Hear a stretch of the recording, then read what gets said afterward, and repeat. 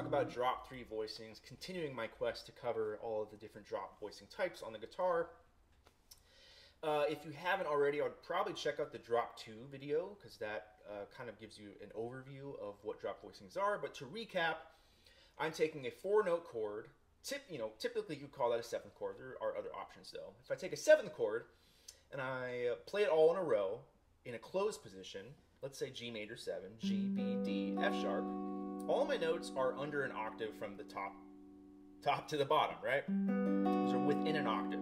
The problem with that is, okay, I can play this voicing in root position, but if I start to play inversions, they get increasingly, I can barely squeeze that out, and then, it just gets harder from there.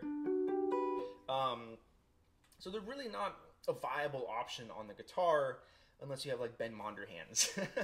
And so there's a way that we can get past that by dropping one of the voices down an octave, or combinations of voices, to get more palatable, easier to grab shapes.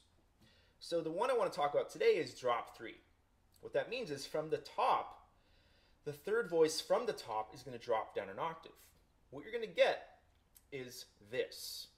I'm showing you the shape of my hand now, and I'm going to play it.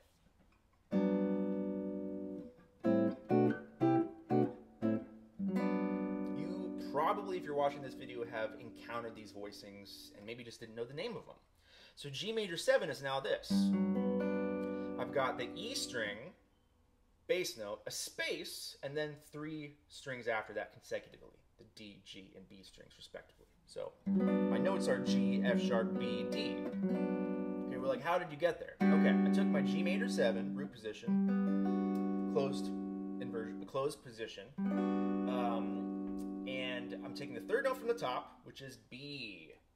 Okay, B goes down an octave. The rest of the notes stay, so now I get B, G, D, F sharp. Ooh. I'm gonna do it on this string set. This is a first inversion chord, right? And it gets this wonderful, amazing sound that kind of diffuses the power of the major 7 sounding chord, because this is pretty obvious. It's right on the nose. The first inversion, already you have a different vibe. This is very idiomatic of Brazilian music.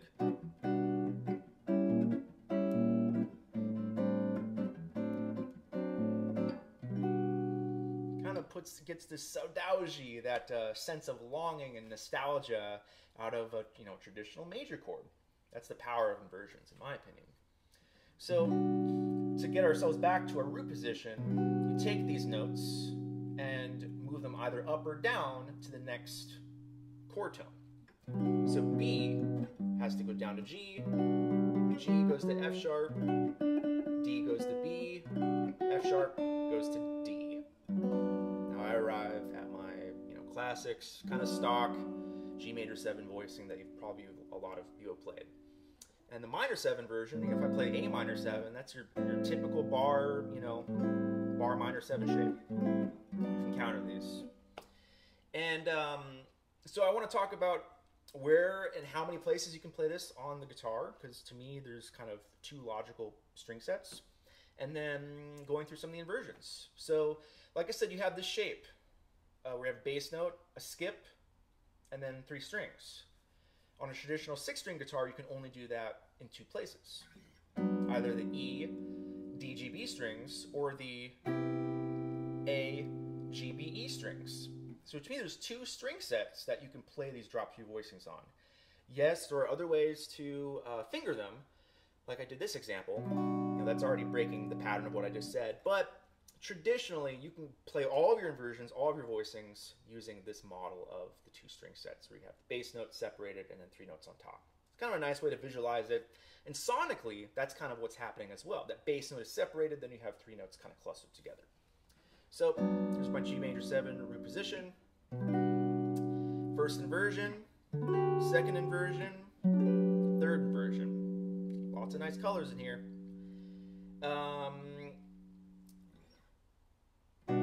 First inversion is, like I said, B, G, D, F sharp. Second inversion, D, B, F sharp, G. Third inversion, F sharp, D, G, B. Kind of a more outside sound. that's on the first string set. The next string set, which I don't use these as much. I think I just don't like the timbre as much, and I prefer just different types of voicings when I'm on these upper string sets, but that also depends, because there's applications where I use them a lot, so it just depends. So that's going to sound like this. And they're also harder. Like the second inversion, that one's a little tough. I can do the open string, but you know, if I have to play A flat major 7, I don't have an open string. Same notes, just different fingerings, a different octave. Third inversion, root position, first inversion, second inversion. Sounds nice up here. So you want to go through this process and play through your kind of traditional 5 families of 7th chords. Major 7. Hello. Dominant 7. Minor 7. Minor 7 flat 5. And fully diminished 7. Why those? Why that order? Because if I go from one to the next, you're only going to be moving one note, lowering one note at a time. So dominant 7 takes my major 7 and lowers it down a step, half step. So now all my F sharps are Fs. So I only have to change one note, although sometimes the fingerings drastically change, so they can kind of be some acrobatic spider stuff. And there's plenty of literature on what the voicings look like. I also have them in PDFs. Happy to send you them. It's dominant 7. And I'll do it up here. I don't play these that often. Up here. I like this one.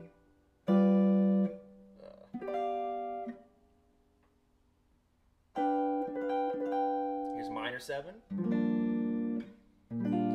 B is going to B flat. Got this.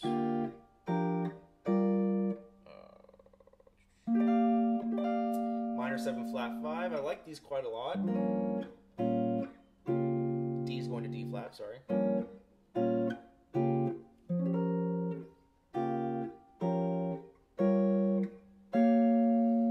And then fully diminished 7, you get the luxury of having them all be the same voicing shape because it's a symmetrical chord. They're all built in minor thirds, so just move it in minor thirds. What you're going to notice with these, when the rabbit hole starts to get deep, is that, let's say G minor 7. All right, okay, you know that one.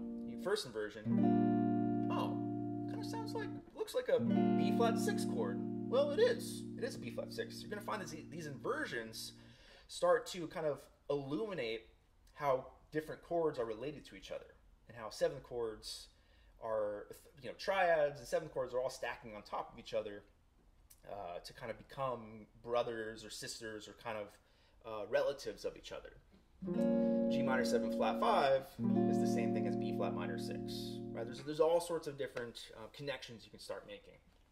But like I said, I suggest going through the 5 families, not the mob, 5 7th chord families: major 7, dominant 7, minor 7 flat 5, fully diminished 7, on both string sets that are going to look like this: bass notes separated, 3 consecutive strings, and then also do, you know, harmonize the scale too. So G major, I've got G major 7, A minor 7, B minor 7, C major 7, D7, we switch string sets, E minor 7, F sharp half diminished, G major 7.